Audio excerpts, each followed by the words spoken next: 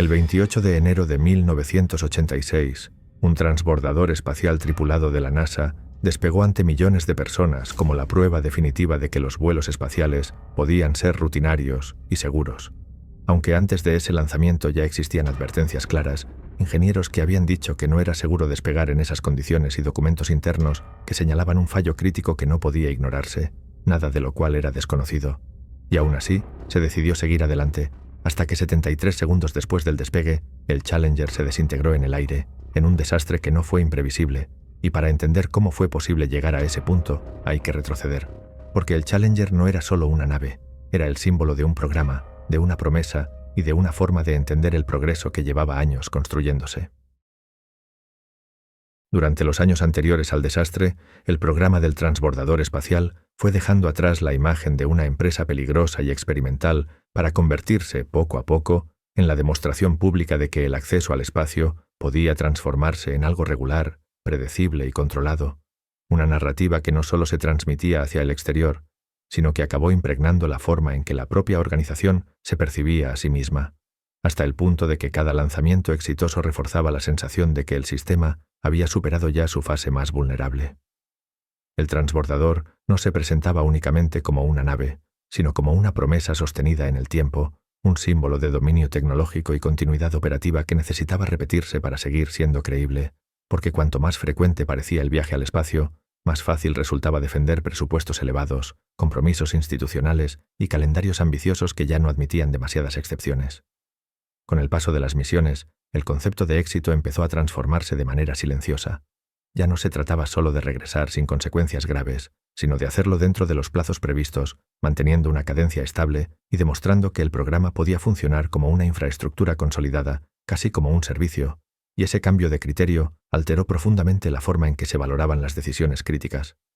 Los riesgos seguían existiendo, pero dejaron de ocupar el centro de la conversación, desplazándose hacia los márgenes de informes técnicos, discusiones internas y precedentes acumulados que servían para relativizarlos, no porque hubieran sido resueltos, sino porque el sistema había aprendido a convivir con ellos sin detenerse, integrándolos en una normalidad cada vez más difícil de cuestionar.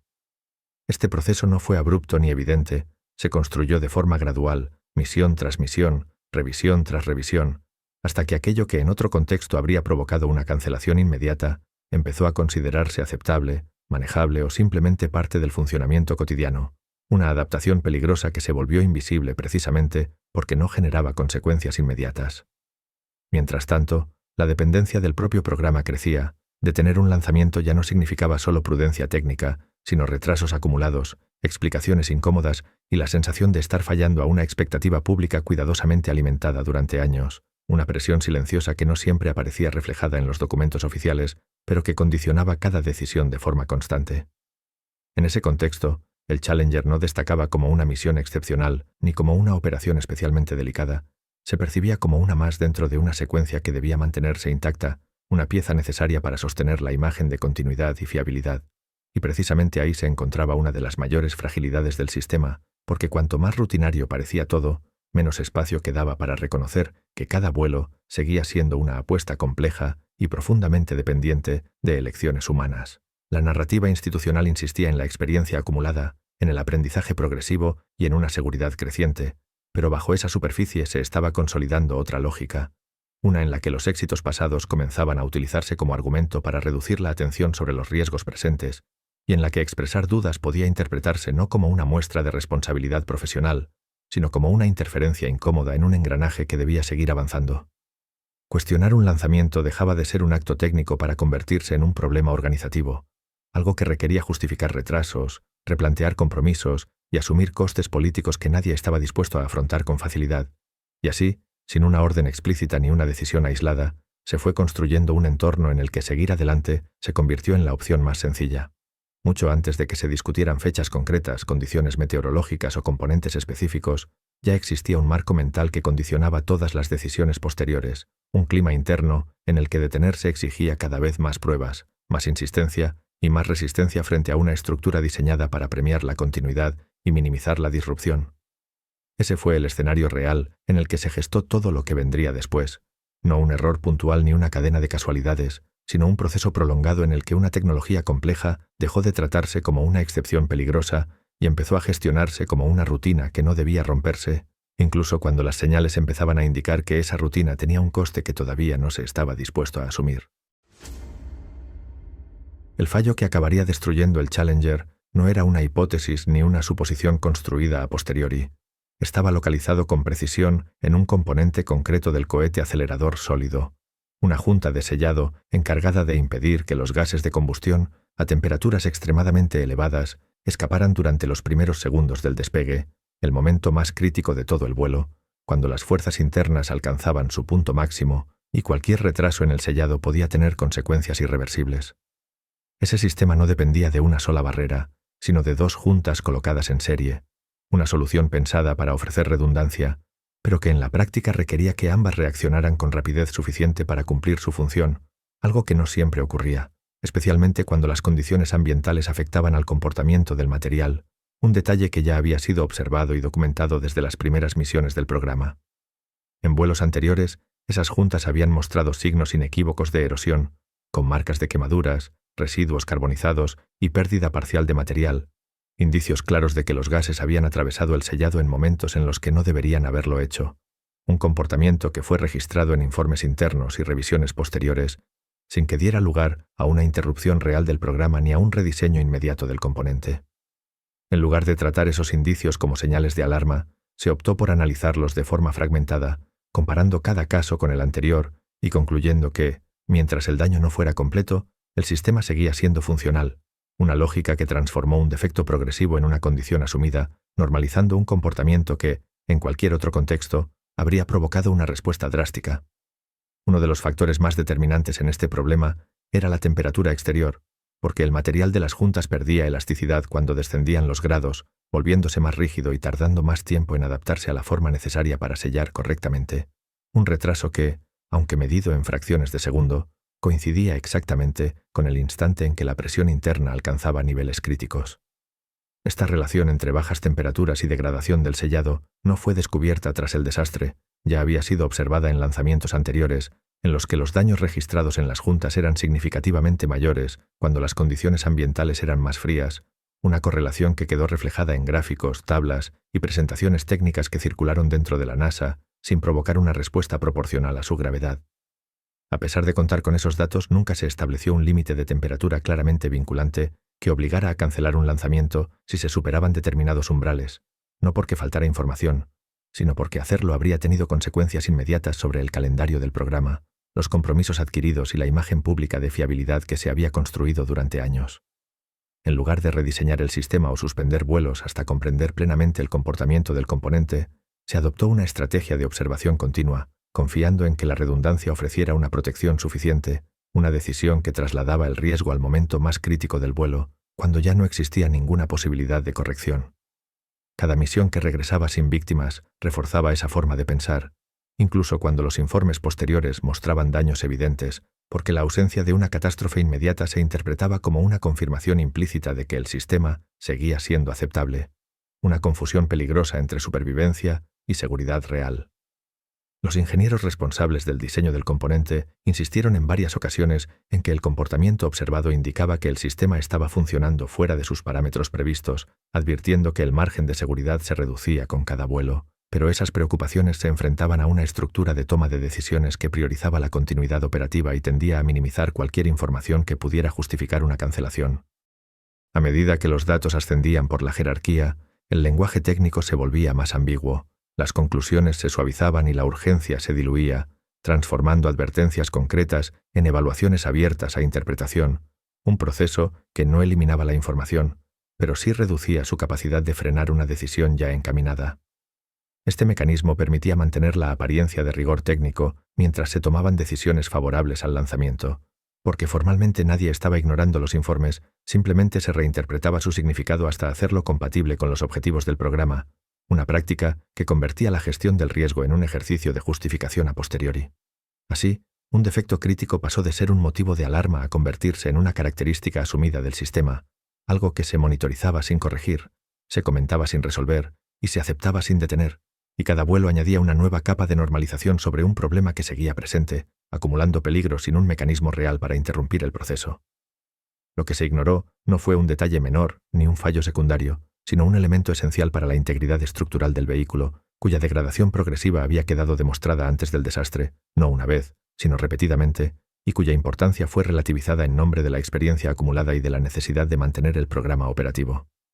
En ese punto el problema dejó de ser exclusivamente técnico y pasó a convertirse en una negligencia institucional, porque la información existía, los antecedentes estaban documentados y las opciones para actuar eran conocidas, pero se eligió no hacerlo, posponiendo una solución que solo podía llegar después de que el sistema fallara de la única manera posible. Ese era el estado real del programa antes del Challenger, un sistema que llevaba tiempo enviando señales claras, pero que había aprendido a convivir con ellas sin detenerse, preparando el terreno para que, cuando llegara una advertencia explícita e imposible de ignorar, todavía fuera posible decidir seguir adelante. En la víspera del lanzamiento del Challenger, el problema dejó de ser un conjunto de informes técnicos acumulados y se convirtió en una advertencia directa, explícita y urgente, planteada por los propios ingenieros responsables del componente que ya había mostrado fallos repetidos, personas que conocían el sistema en detalle y que entendían que las condiciones previstas para el despegue superaban cualquier escenario aceptable. La temperatura prevista para la mañana del lanzamiento era inusualmente baja, muy por debajo de lo experimentado en vuelos anteriores, y ese dato, que por sí solo ya era preocupante, adquiría un significado crítico cuando se combinaba con el comportamiento conocido de las juntas de sellado, cuyo material perdía flexibilidad con el frío y necesitaba más tiempo del disponible para cumplir su función en los primeros segundos del vuelo. Ante esa situación, los ingenieros de Morton Thiokol, la empresa contratista responsable de los cohetes aceleradores, se negaron inicialmente a autorizar el lanzamiento, argumentando que no existían datos que demostraran que el sistema pudiera funcionar con seguridad a esas temperaturas y que, por el contrario, todo lo observado hasta ese momento indicaba que el riesgo aumentaba de forma significativa. Esa postura no se expresó de manera ambigua ni informal, quedó registrada en una teleconferencia mantenida la noche anterior al lanzamiento, en la que los ingenieros expusieron gráficos, comparaciones y antecedentes que mostraban una relación clara entre bajas temperaturas y degradación del sellado, insistiendo en que lanzar en esas condiciones suponía asumir un riesgo que no podía justificarse técnicamente.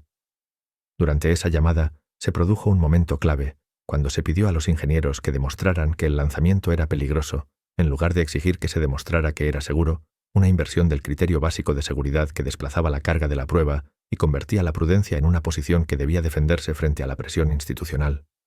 A medida que avanzaba la discusión, la conversación fue perdiendo su carácter técnico y adoptando un tono cada vez más condicionado por el calendario, los compromisos adquiridos y la preocupación por un nuevo retraso, factores que empezaron a pesar tanto o más que los datos presentados, aunque ninguno de ellos modificara la realidad física del sistema.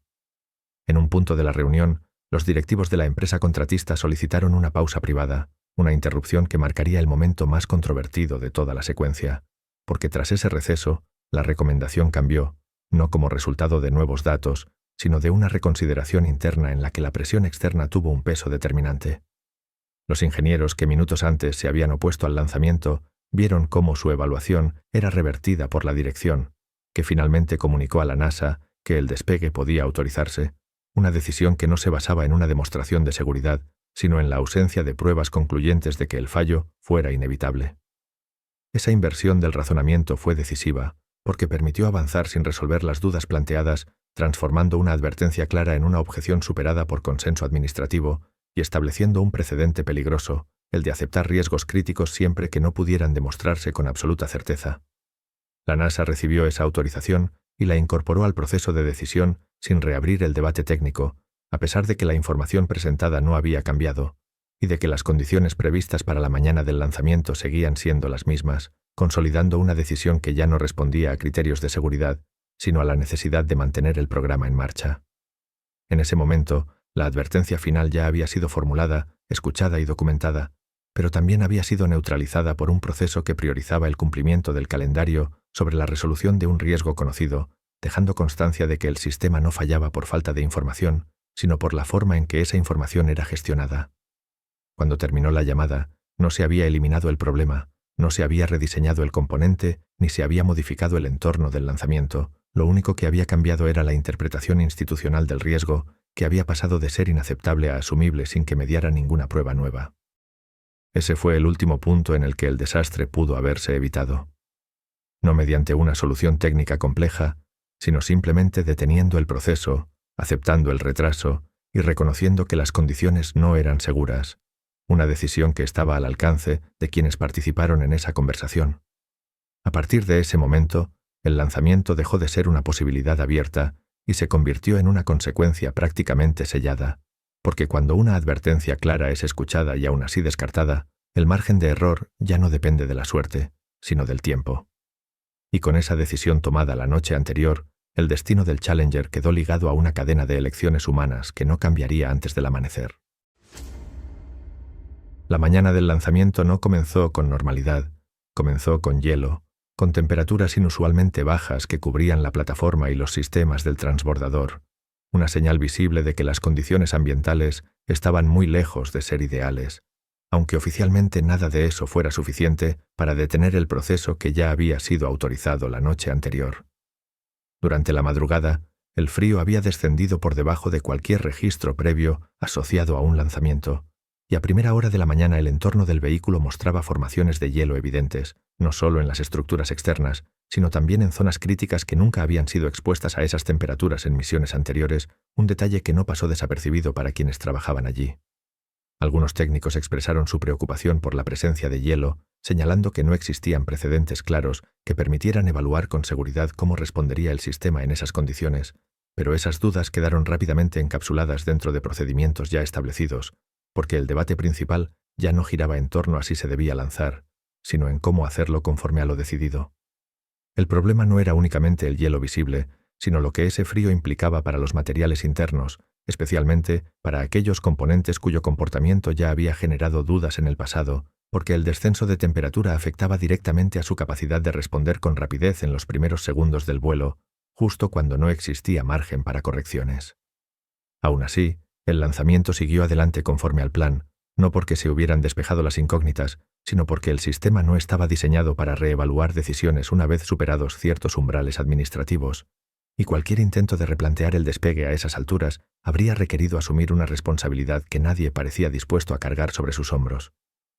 Mientras el equipo de lanzamiento completaba las comprobaciones finales, el ambiente era de aparente normalidad, una normalidad tensa, sostenida más por la rutina que por la confianza real, porque muchos de los presentes eran conscientes de que se estaba operando fuera de escenarios conocidos, aunque esa conciencia no se tradujera en una acción concreta para detener el proceso.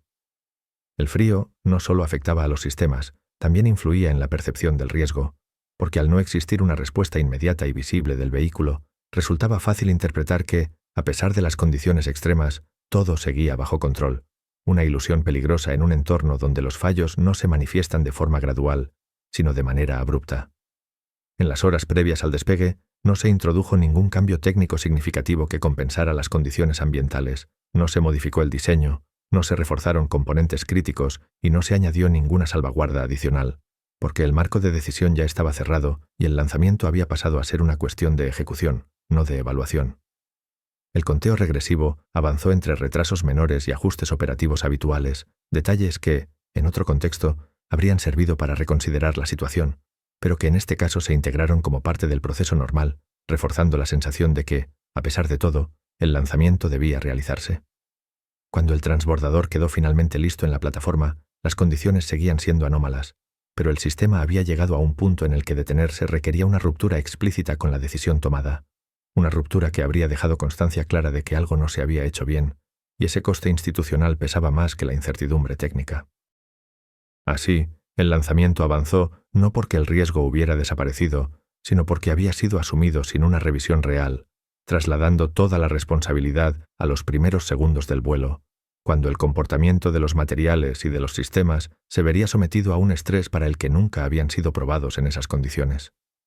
En ese momento, el transbordador estaba preparado para despegar, la tripulación estaba a bordo y el mundo observaba, convencido de que se trataba de una misión más dentro de un programa que ya había demostrado su fiabilidad, sin saber que el sistema estaba a punto de enfrentarse a una combinación de factores que nunca habían sido evaluados conjuntamente.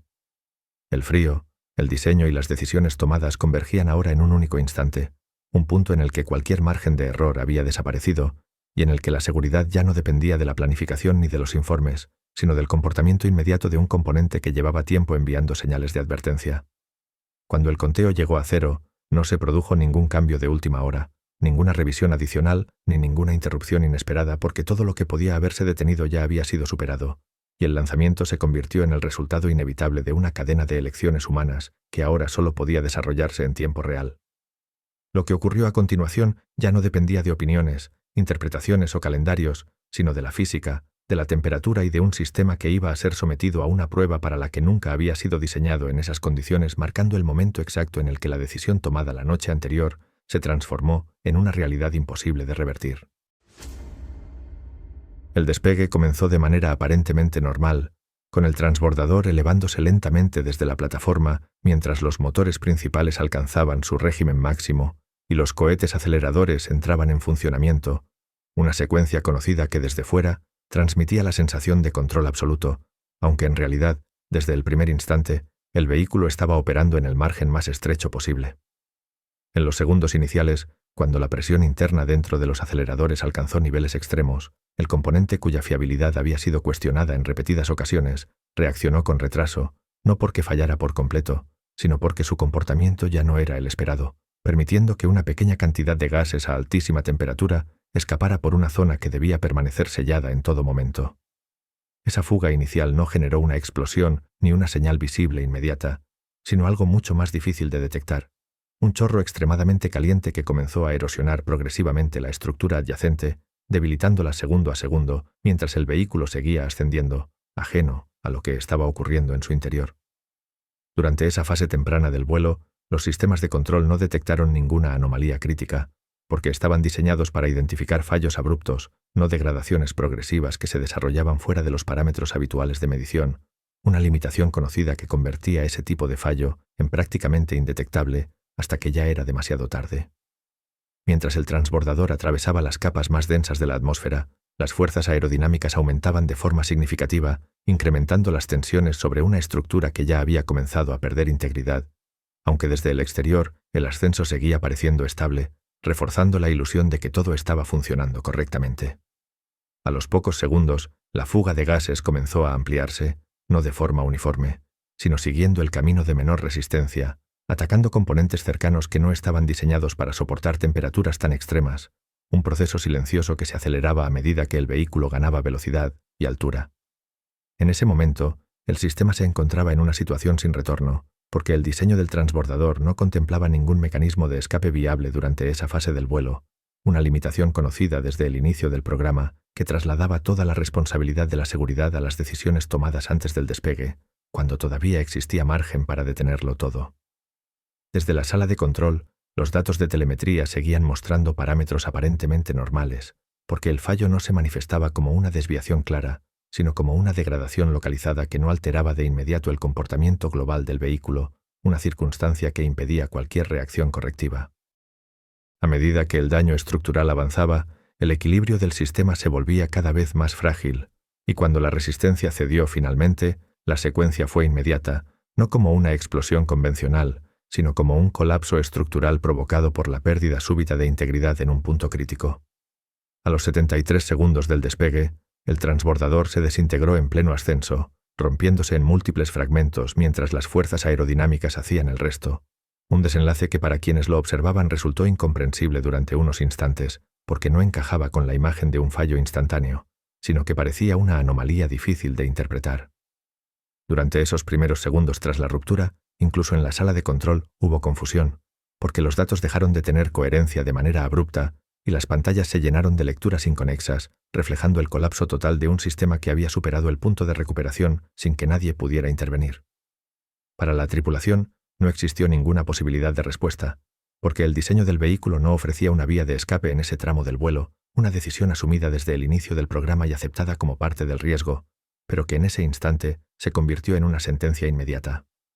Mientras los restos comenzaban a caer, la magnitud real del desastre tardó en asimilarse, porque durante unos segundos el evento no fue interpretado como una pérdida total, sino como una anomalía grave cuya naturaleza aún no estaba clara, un retraso en la comprensión que se trasladó también a la comunicación pública inicial. Ese breve intervalo de incertidumbre marcó el final de la misión y el comienzo de una etapa completamente distinta, porque a partir de ese momento ya no se trataba de entender qué había fallado técnicamente, sino de explicar cómo un sistema tan complejo había llegado al punto de permitir que un defecto conocido se desarrollara sin obstáculos hasta su desenlace final.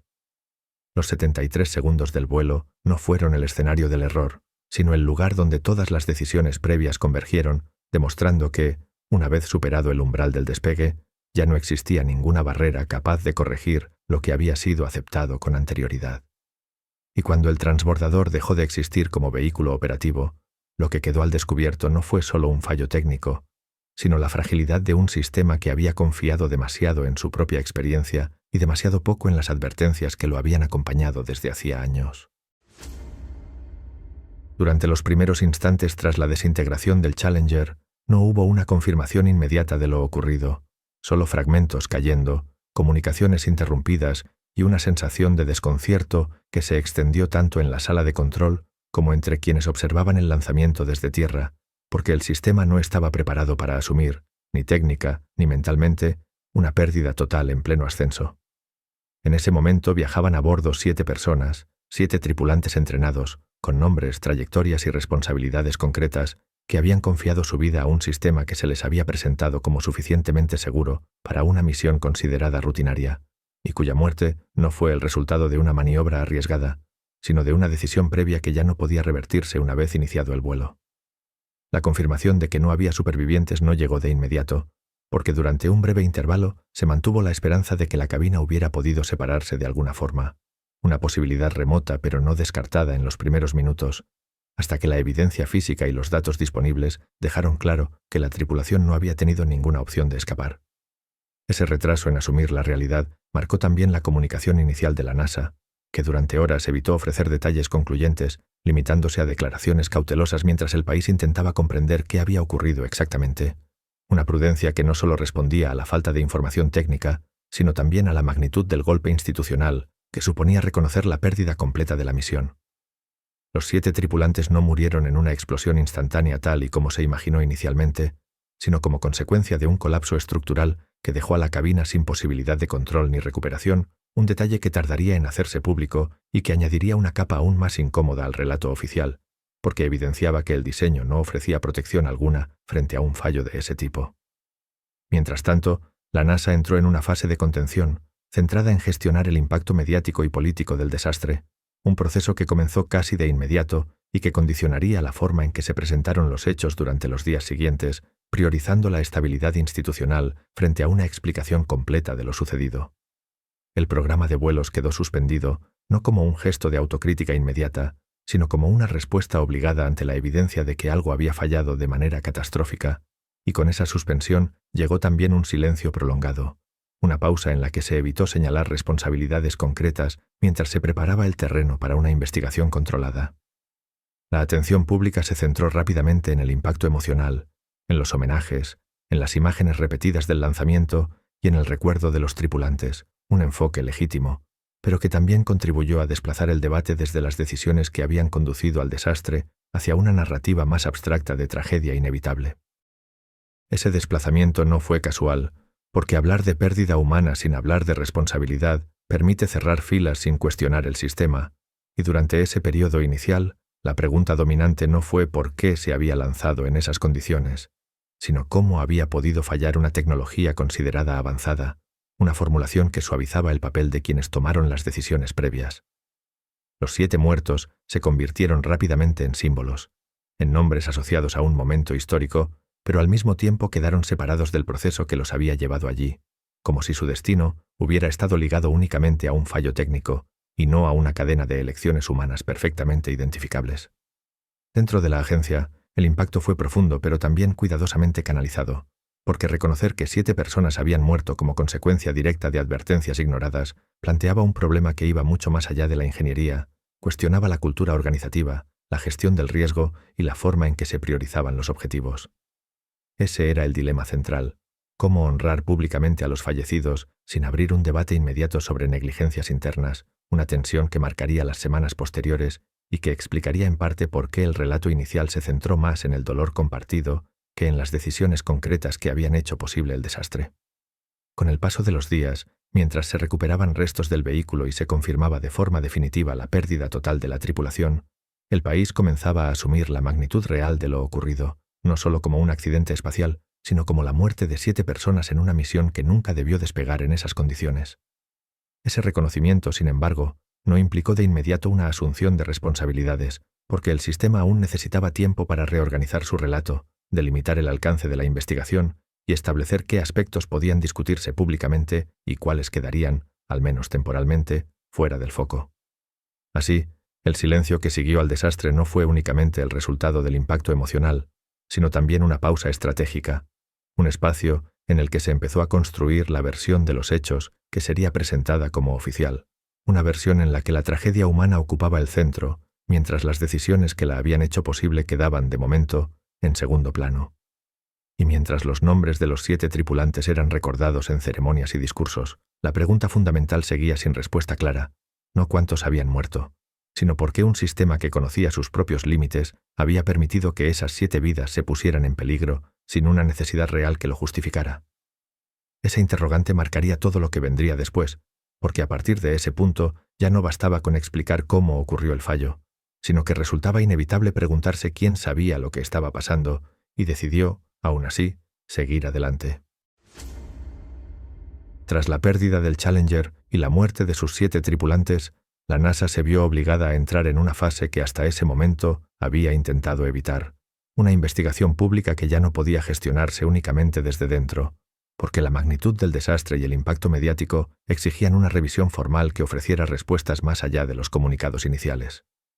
En un primer momento, la NASA intentó encuadrar el accidente como un fallo técnico complejo, una combinación desafortunada de factores que habría superado los márgenes de seguridad previstos, una formulación cuidadosamente medida que permitía hablar de error sin hablar todavía de responsabilidad, y que dejaba abierta la puerta a una explicación gradual y controlada.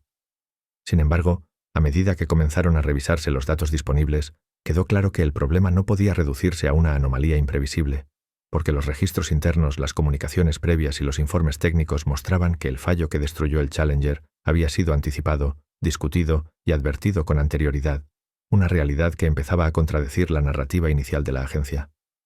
Para responder a la presión pública y política, se creó una comisión independiente encargada de investigar el accidente, un organismo que, al menos sobre el papel, no dependía directamente de la NASA, aunque desde el inicio quedó claro que el acceso a la información, los testimonios y los documentos seguiría pasando inevitablemente por la propia estructura de la agencia.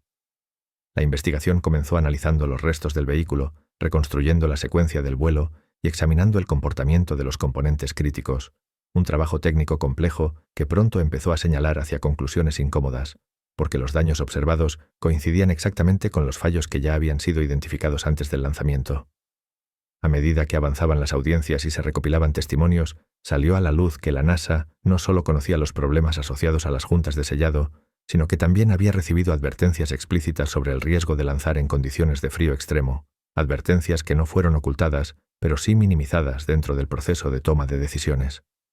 Este punto resultó especialmente delicado, porque demostraba que la información crítica no se había perdido ni malinterpretado por completo,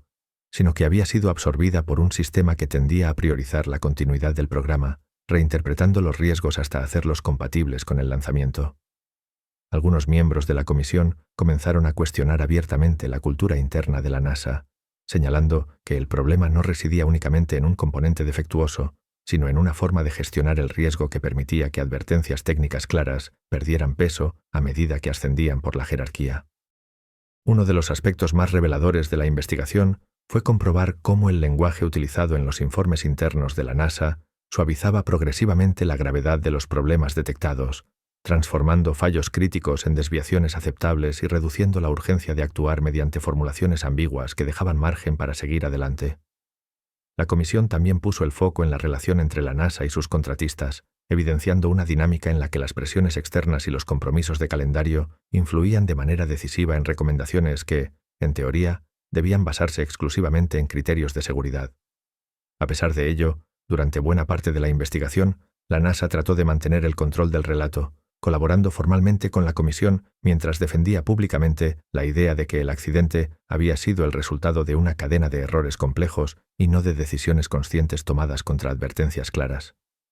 Ese equilibrio empezó a romperse cuando algunos testimonios y documentos internos se hicieron públicos, mostrando con mayor nitidez cómo se había autorizado el lanzamiento a pesar de las objeciones técnicas, una revelación que desplazó el foco desde el fallo del hardware hacia el fallo del sistema de toma de decisiones dentro de la agencia. La investigación ya no podía limitarse a explicar cómo había fallado el Challenger, tenía que responder a una pregunta mucho más incómoda para la NASA: ¿por qué se permitió que un riesgo conocido siguiera adelante sin una justificación técnica sólida? ¿Y qué mecanismos internos habían fallado para que esa decisión no fuera detenida a tiempo? Ese momento marcó un punto de inflexión, porque dejó claro que el problema no era solo técnico ni puntual, sino estructural, y que la NASA, como institución, tendría que enfrentarse a conclusiones que cuestionaban directamente su cultura organizativa y su forma de gestionar la seguridad.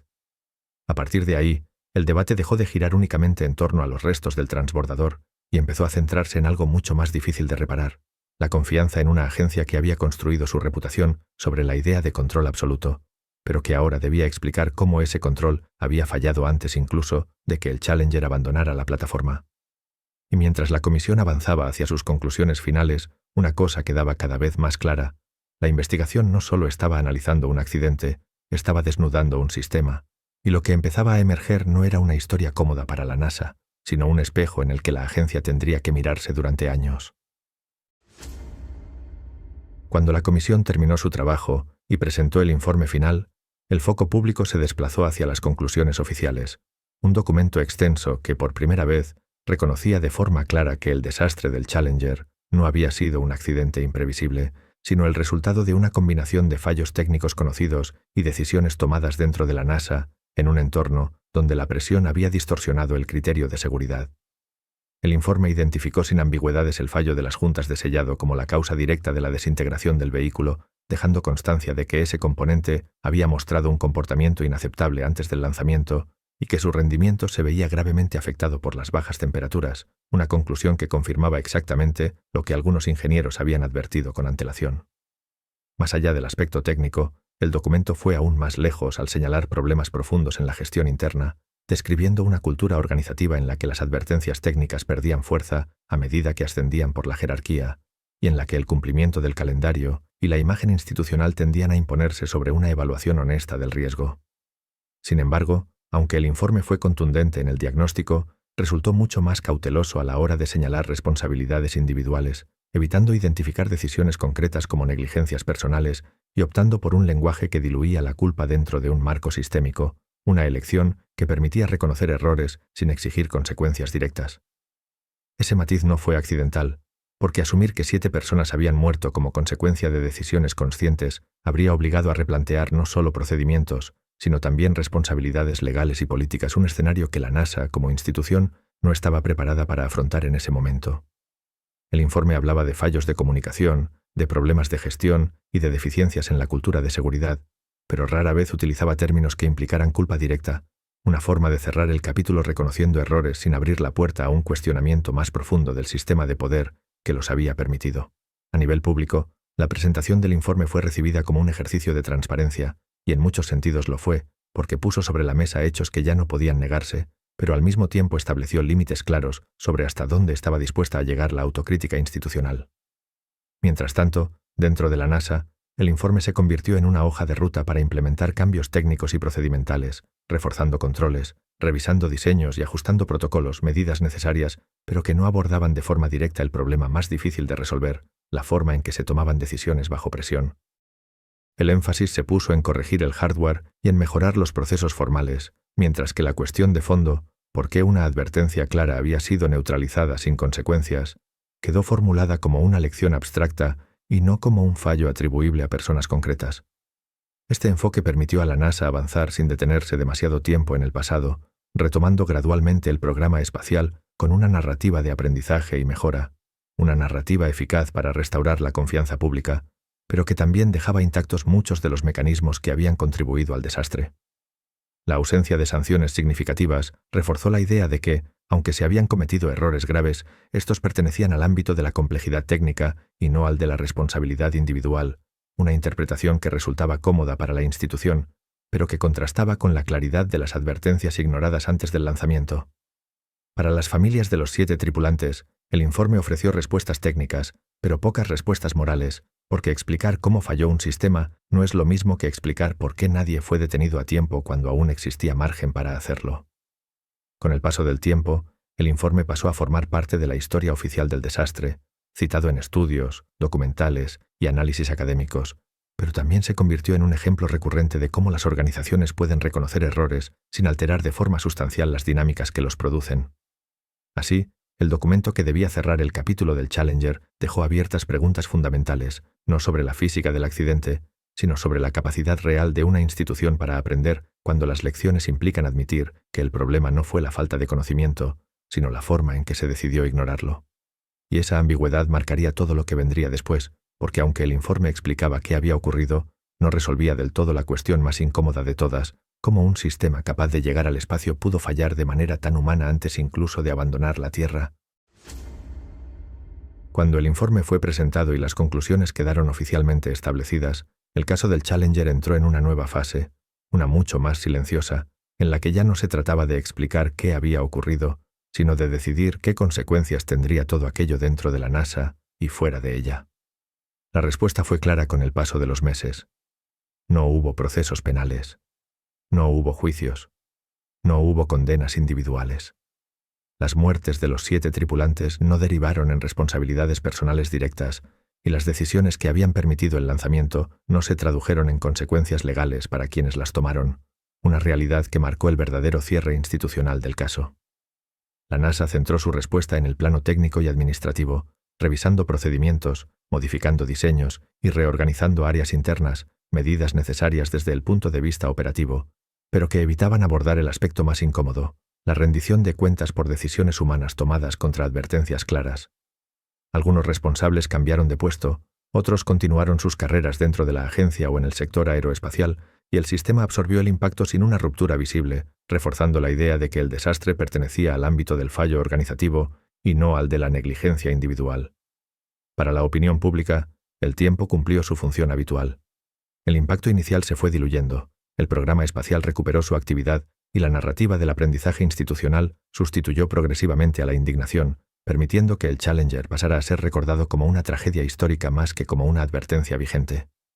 Sin embargo, esa transición tuvo un coste silencioso, porque al no existir consecuencias proporcionales, el mensaje implícito fue que una cadena de decisiones equivocadas podía terminar en la muerte de 7 personas sin que nadie tuviera que responder personalmente por ello.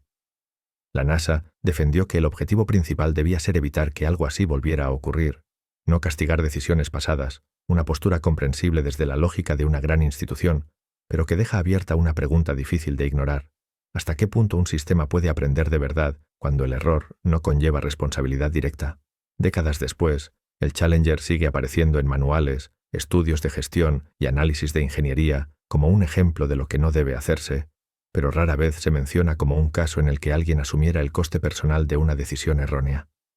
Ese contraste entre el daño causado y la respuesta recibida es, para muchos, una de las lecciones más inquietantes del desastre, porque demuestra que incluso cuando las advertencias existen y las decisiones están documentadas, el sistema puede cerrarse sobre sí mismo sin dejar rastro de culpa individual. Así, el Challenger no solo dejó 7 muertos y un programa suspendido durante años, dejó también una pregunta que sigue sin respuesta clara: no qué falló técnicamente, sino qué ocurre cuando una institución poderosa se equivoca y nadie paga el precio de ese error. Esa pregunta, más que cualquier informe, es la que conecta directamente con lo que vendrá después. Con el paso del tiempo, el desastre del Challenger dejó de ser una noticia y pasó a convertirse en un caso de estudio, citado en informes, manuales y programas de formación como un ejemplo de lo que ocurre cuando la tecnología avanza más rápido que la cultura que la gestiona, una transformación que permitió analizar el accidente con distancia, pero que también corrió el riesgo de convertirlo en algo abstracto, separado de las decisiones humanas que lo hicieron posible. La NASA introdujo cambios, rediseñó componentes, ajustó procedimientos y reforzó controles, medidas necesarias que mejoraron la seguridad del programa, pero que no alteraron una realidad fundamental: que el problema original no había sido la falta de conocimiento técnico, sino la forma en que ese conocimiento fue tratado cuando entró en conflicto con objetivos externos. El Challenger demostró que incluso las organizaciones más avanzadas pueden desarrollar una peligrosa confianza en su propia experiencia, una confianza que transforma advertencias en molestias, dudas en obstáculos y riesgos en inconvenientes asumibles, hasta que el sistema se enfrenta a una situación que ya no puede absorber sin consecuencias irreversibles. Ese patrón no es exclusivo del ámbito espacial. Se repite en la industria, en la energía, en la ingeniería civil y en cualquier entorno donde las decisiones se toman bajo presión, con plazos, expectativas y una narrativa de éxito que dificulta decir no cuando hacerlo resulta incómodo. La lección más incómoda del Challenger no tiene que ver con un componente concreto ni con una temperatura específica, sino con la facilidad con la que un sistema puede aprender a convivir con el riesgo cuando ese riesgo no se materializa de inmediato, creando una falsa sensación de seguridad que solo se rompe cuando ya es demasiado tarde. 7 personas murieron en una misión que había sido presentada como rutinaria, no porque se asumiera un riesgo extremo, sino precisamente porque se había normalizado un peligro que llevaba tiempo enviando señales claras, un recordatorio de que la rutina en sistemas complejos puede ser más peligrosa que la excepción. Décadas después, el nombre del Challenger sigue evocando una tragedia, pero también una advertencia silenciosa, la de que el verdadero fallo no siempre ocurre en el momento del accidente, sino mucho antes, cuando una advertencia es escuchada, evaluada y finalmente descartada porque aceptar sus consecuencias resulta demasiado costoso. El legado real del Challenger no está solo en los cambios técnicos que siguieron, sino en la pregunta que sigue abierta: ¿qué ocurre cuando una organización sabe que algo no está bien y aún así decide continuar, confiando en que esta vez, como tantas otras, nada saldrá mal? Esa pregunta no pertenece al pasado ni a la NASA en exclusiva. Pertenece a cualquier sistema en el que la presión por avanzar supera la voluntad de detenerse, y donde el éxito previo se utiliza como argumento para ignorar límites que siguen existiendo. El Challenger no fue un accidente inevitable. Fue el resultado de decisiones humanas tomadas en un contexto que premiaba la continuidad y castigaba la interrupción, un recordatorio de que el progreso sin responsabilidad no elimina el riesgo, solo lo aplaza. Y quizá por eso su historia sigue siendo relevante, no como una tragedia lejana, sino como una advertencia permanente sobre lo que puede ocurrir cuando una institución poderosa deja de escuchar a quienes señalan que algo no va bien. Si este tipo de historias te ayuda a entender cómo fallan los sistemas, puedes dejar tu reflexión en los comentarios. Aquí seguimos analizando las cicatrices del progreso,